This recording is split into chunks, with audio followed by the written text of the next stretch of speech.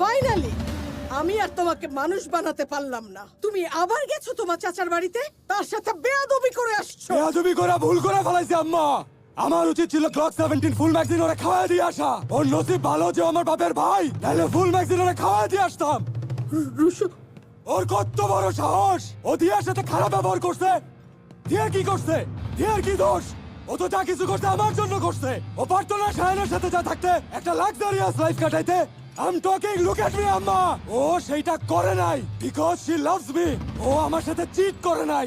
একবার ভাবো, ও যদি চিট করতো তাহলে তোমার ছেলের লাইফটা কি হইতো? আরে বাদ দাও আম্মা। দিয়া এখন এই বাড়ির বউ, এই বাড়ির সম্মান, আর এই বাড়ির সম্মানে কেউ হাত দিবে তোমার ছেলে হয়ে সেটা আমি বসে বসে দেখবো।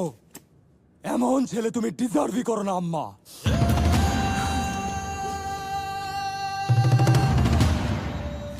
ফিজিক্যালি আপনি আগের থেকে অনেক বেটার এখন। আজকে থেকে আপনি নিজে নিজে একটু হাঁটার চেষ্টা করবেন। And have a great news for you, you are expecting. So আপনার বাসার সবাইকে অবশ্যই বলবেন যাতে ওনার দিকে স্পেশাল টেক কেয়ার করে। কাউকে লাগবে না। I am good enough for her.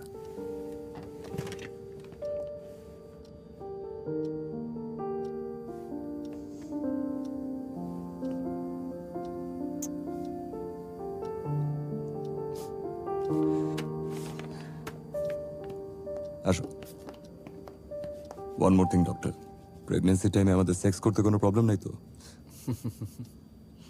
না। হোয়াট?